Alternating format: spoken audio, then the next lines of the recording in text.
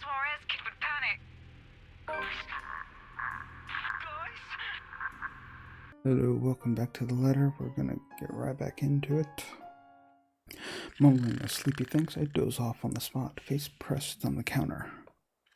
Already I dread the pain I'll have for sleeping in such a position, but when you gotta go, you gotta go. Oh, these things again. Oh, Marianne! How long have you been standing there, dearie? Come join us, Marianne. We won't bite. Did I will the right thing? Yeah, I looked at the right thing. Unless you ask, that is. Not that I can get much sleep to begin with. Okay, so it's just... Okay, that was just for that. Just a little short thing. Okay, do you people ever have the feeling... Fuck. Do people ever have the feeling that they're working on something they really enjoy, but still it eventually tires them out? Because honestly, I've been feeling like that. You have certainly exceeded expectations, Marianne. Everything looks so marvelous, and in such a short time, too. Little moments like these make all the hard work worth it. Definitely. Well, I can't take all of the credit.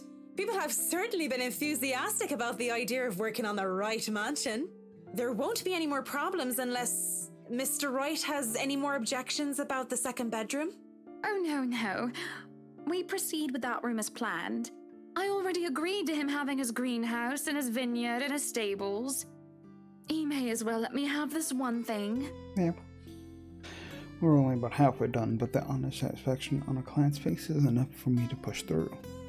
Let's face it, in between my exploration and Mr. Wright's antics and her, I've been burning the candles at both ends.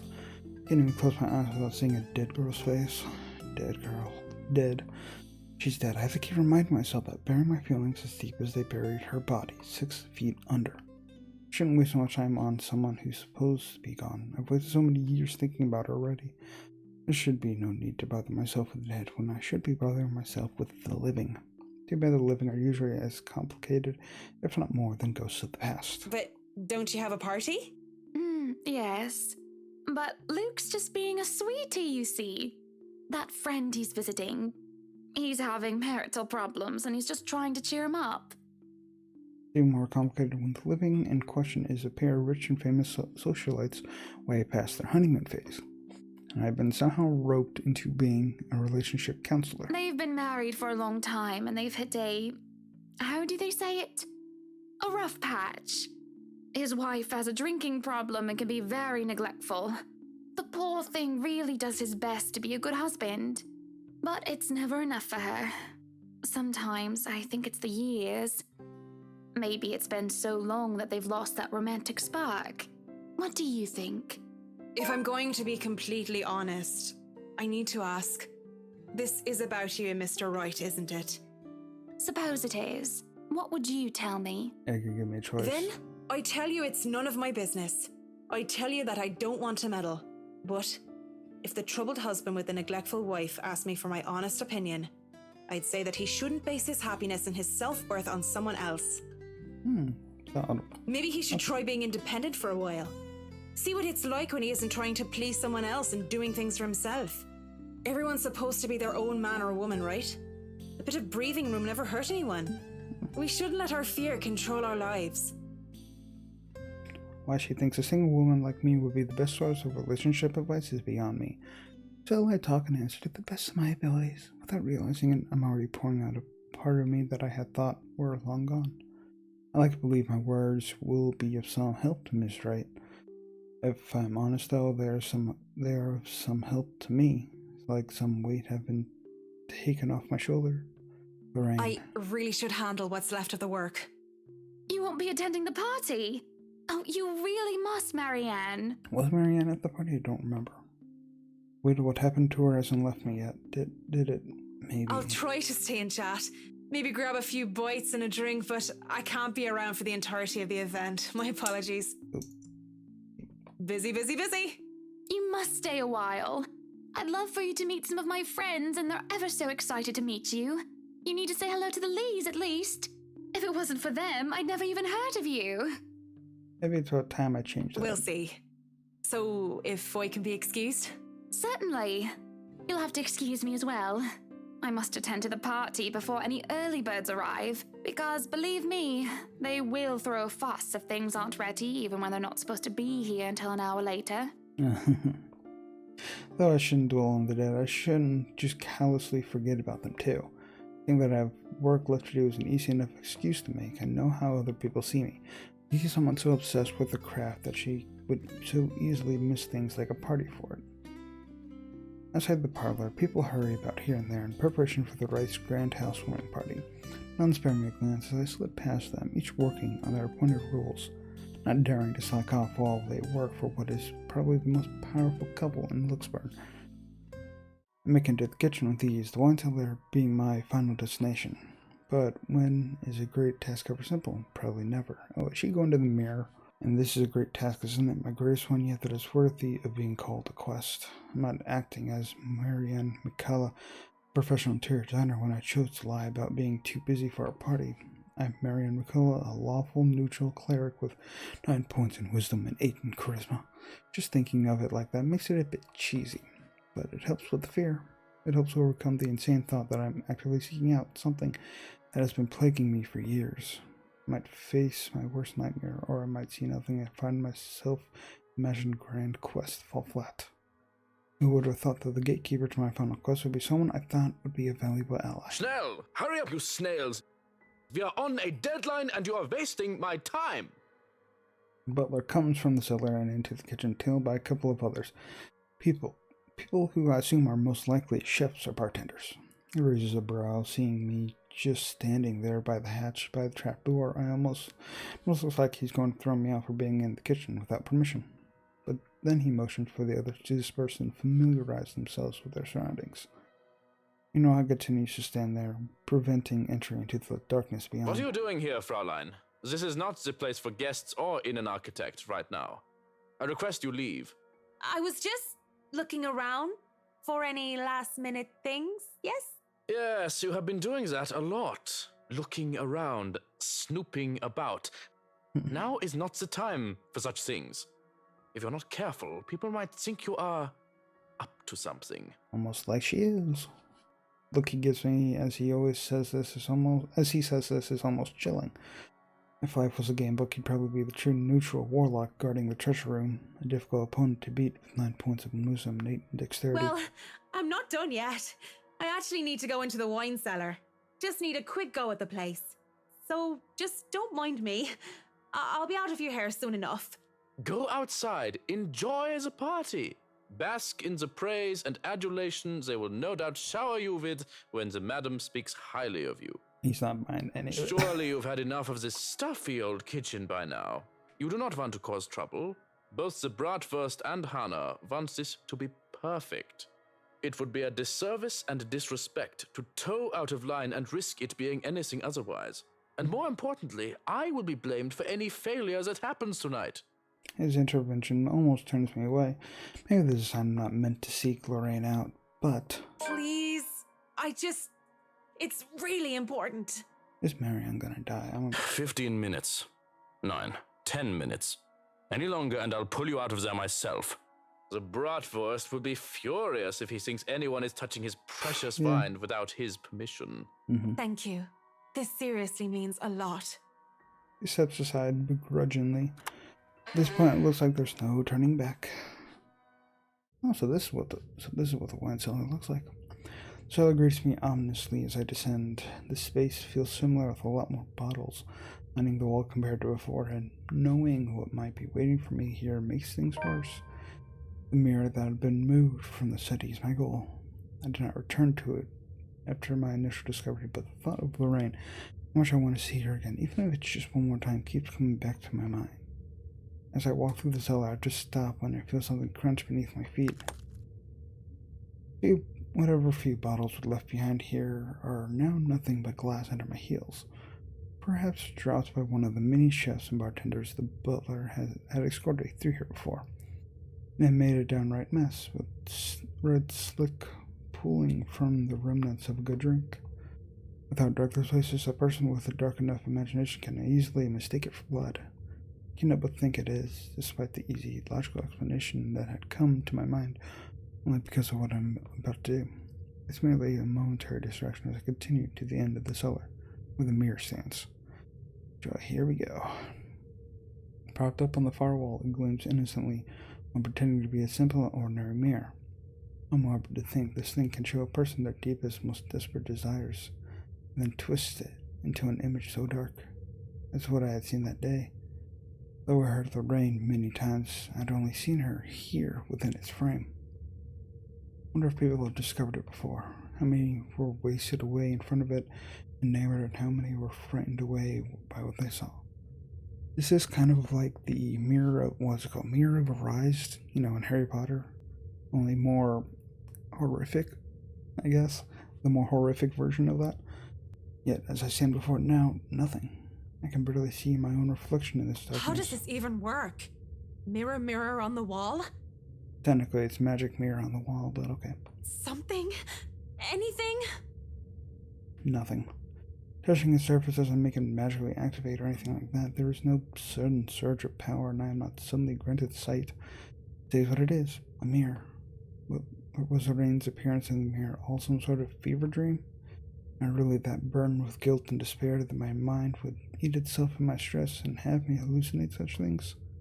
Either way, just going here on some crazy obsession for a girl long gone must warrant me a trip to a doctor. Already I feel ill. After a few more minutes in the hopes that something would change, I turn around to leave. I just go back upstairs like nothing ever happened. Perhaps drop by the party for some hors d'oeuvres and go home and collect myself. Besides, Mrs. Wright is expecting me and I'm... Going to leave me again then, are you? Here we go. I stop in my tracks, but I don't turn back. As much as it pains me, I don't look back. If I'm just hearing her again, desperately delusional, and I look back to see nothing, I don't want to give myself false hope. But when I feel fingers around my wrist pull at me, I look back in shock. My first thought is, how in God's name is this possible? And the second is, Lorraine. Her hands are cold. Are you that mad at me that you're just going to ignore me, Marianne? I don't know what to say. I can only stare at her and wonder. She stands there in the mirror, with only her arm extended outward for my sake. I look at her, the handle still holding my wrist. When she sees me looking at, she moves so that her hands are intertwined, her fingers weave together. Seeing her there and feeling her touch meant I'm not crazy. Though, however, impossible and unexplainable this is all to me right now. It just takes my breath away. Pulling her out from there is tempting. I can imagine doing so with ease. We were together again, Lorraine and Marianne, like nothing had ever happened. That would be all a great big lie, wouldn't it? What? Tack out your tongue? Don't just look at me like that. Say something. Even if this thing were some magical portal that could bring back the dead, it doesn't erase anything. Just looking at her, still a young teenager while I'm already a grown woman, it serves no reason other than to break the illusion that blinds me. I've seen her twice and I'm always behind the mirror. If this is real, if this isn't some delusion, then why can she only exist behind the glass? Yeah. You have no idea how happy I am to see you. It's been so long. You don't look happy. I really am happy, but at the same time, I can't help but think about what happened to you. And what does that mean? What are you saying? She gives me this peculiar look, and before my eyes, she moves to step out of the mirror. In turn, I wrench my hand from her and take a step back, almost as if I'm afraid. I don't know how this is possible, but whatever this is, it isn't real. You can't be real. I'm right here, aren't I? What other proof do you need? No, I see you. I hear you. I feel you. But even with all that, you can't be real. You just can't. I saw your body. I helped bury you. You're dead. A deep hurt crosses her face and it just breaks my heart in two, seeing her wear that expression. Burying me wasn't the only thing you did. Don't you dare lie. But I'm going to be the bigger woman, aren't I? Let bygones be bygones. I'll forgive you. It's gonna As give me long a as choice. you stay with me, Marianne. It's gonna give me a choice, isn't it? That's why you came down here, right? To find me? That was the plan. You're down here looking for closure. But this isn't just closure. This is something else entirely. I didn't think I'd be forced to make such a choice. I knew I was gonna make a choice. Yeah, I need to move on. She needs to move on from this. Closure. That's all I came for. Whatever this is, I might as well all be a devil's trick, and I might as well make some use of it, right? I say nothing at first, for fear of angering whatever phantom this is. Take Lorraine's hand and bring it to my lips, pressing a kiss to her knuckles. She takes it as some sort of invitation to pull me along, to step back into the mirror until only her arm is extended again. I should have been more honest back then, both to you and myself. I know it's too late. I'm sorry. But the thought of being with the dead did not agree with me, not one I bit. can't stay with you. So what? You're going to leave me for some old trophy wife? That's it, isn't it? You're going to leave poor Amy Lorraine and go after the next rich, pretty blonde that you see. This is a mistake. All these years, guilt has been my driving force. I felt so guilty for what I did, what I didn't do. She thinks she can guilt me to being complacent, but she realizes otherwise as I pull my hand from her. And going by the look of anger on her face, anger that runs cold, she did not like the fact that I'm not some puppet on a string. Had she chosen her words carefully, I would have accepted whatever punishment Lorraine chooses to give me. Guilt had ran my life and might very well ended it, because I deserved it. But what I did to me. The blood in my hands is mine, not yours. However, whatever the shadow is, my gut tells me she's not Lorraine. Yet I keep talking as if she is. I broke your heart, not your neck. Don't you dare deny it! It was your fault! Because I loved you more than I dared to admit? Yes, that was my fault. But I never meant to hurt you like that. Despite my words, no matter how sincere they are, she appears angry and enraged. In fact, it's been years since I last saw that face, and even now the memory of it is still etched deeply in my mind. The hurt, the tears, and the hate spilling from her eyes that day, the moment I rejected her. Rejected myself for who I am, and she definitely will hate for what I am about to do next. To my left, a wine rack, and from there I take a bottle and pray to all the saints I can remember, for all my sins, for every hurtful word I've uttered, what I have driven her to do that day, what I forced her into. What are you doing? I do it without thinking twice. Quickly, before I can hesitate, I grab a bottle and set it straight towards the mirror. Shards of the bottle in the mirror are sent flying everywhere as the rain screams echo in the cellar. Bitter, searing, like every wounding accusation she hurled at me. They never left me. I doubt they ever will. But with this, I can move away from them, from her, live my life as I should, free from the burden, her burden. Because Lorraine, I know, the real one, the person I love, will never want me carrying this to my death. As the screaming dies down, I can't help but mutter weakly. It's done. It's done. Oh, Lorraine. Forgive me, Lorraine. I take some time to compose myself, breathing in and out, stamping down on the tremor still racking my hands, straightening out my jacket and fixing my hair. All a weak attempt at turning myself to someone resembling my normal self.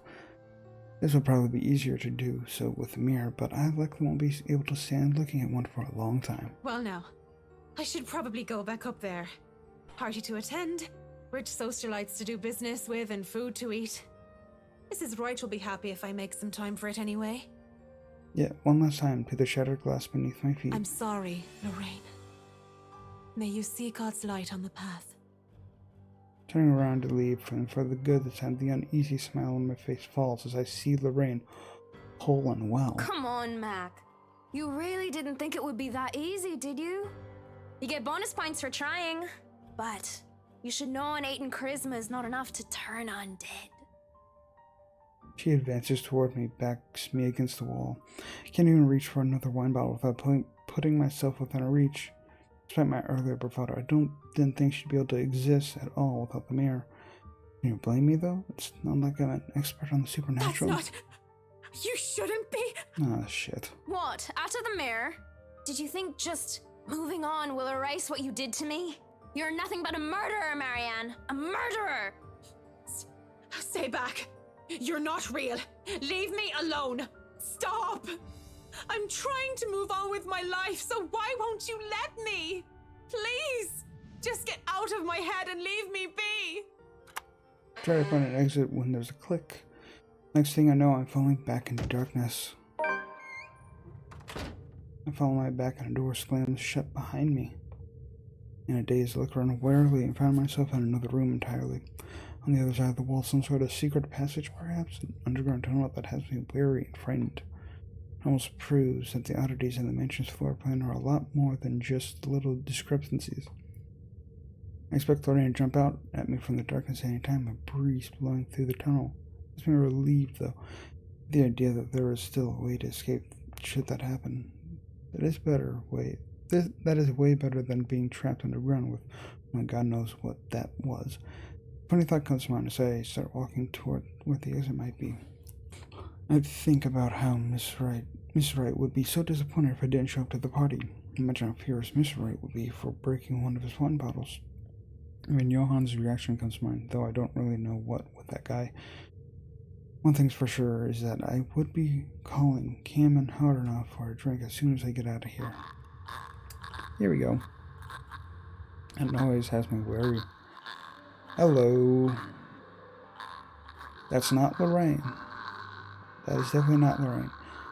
A ghastly thing, a corpse of a woman leans on the wall. Her arms and limbs, almost every inch of her lithe body, is peppered with wounds and rotting flesh. And it is then that the putrid smell of blood and gore hits me, making it so that I don't even question how I missed it in the first place. How long has this been here? Oh, that smell. Oh, you're a nasty one, aren't you? It flinches, the thing twitches. Ugh. And as soon as it opens its eyes and looks at me with a smile, there's nothing on my mind but horror. I break into a run. I try to keep on running no matter how much... try to keep on running no matter how much my legs and feet scream at me to stop. I keep going even when I look back and see nothing of her anymore, but I still can hear her. She's scampering to her feet, the words she tries to form with her bloodied mouth, and the painful sounds of bones grinding against each other as she moves closer and closer to me. How long are these damn tunnels? There's a split second where I know that the thing is right behind me, a strange sensation creeping over my limbs when her presence looms over me, and then suddenly, I can't even do anything before I'm yanked by the hair and pulled back. Still, I struggle up until I'm thrown to the side like some ragdoll. I hit the ground on my side, and the musty smell of old hay that reaches me is my only indication that I'm still alive. Please don't hurt me. My body hurts, and I keep my eyes shut, afraid of what might happen next. What's wrong, Marianne? Are you really afraid of little old me? Gosh. There's only dread seeing how she's followed me, even here. She looms over me, backs me further in the cell that I was thrown in. Please. It's so cold. I don't want to be alone, Marianne. Why won't you stay with me? Why would you leave me? Why? What are you? Oh my god. Oh, I didn't mean to do that. Hold on, what was it?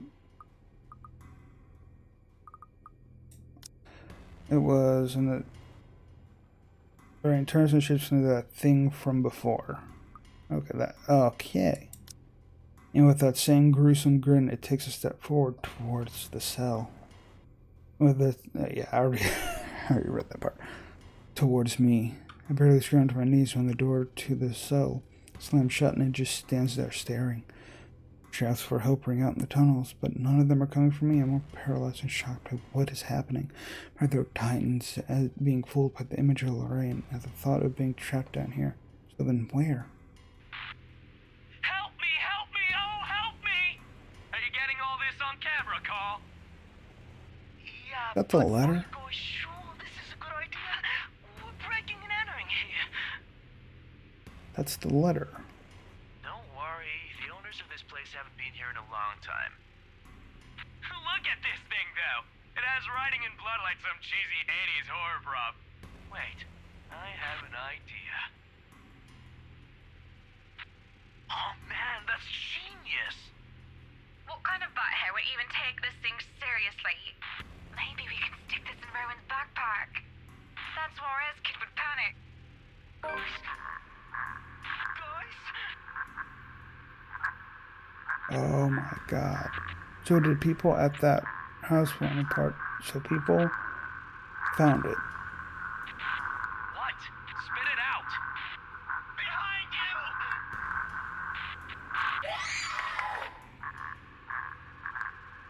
There in the corner of the cell, a digital camera comes flickering to life. A video has played back on the screen.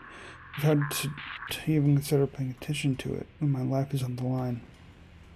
But when the ghost doesn't move and the teenager's mocking shouts of "Help me fill the cell," I just had to watch.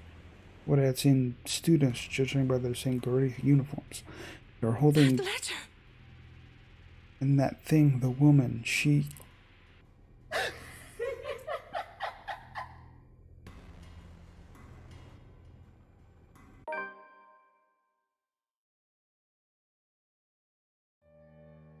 That's how that ends. That's how her story ends. That's how Marianne's ends. And it looks like we'll be going on to Rebecca. So, well, damn.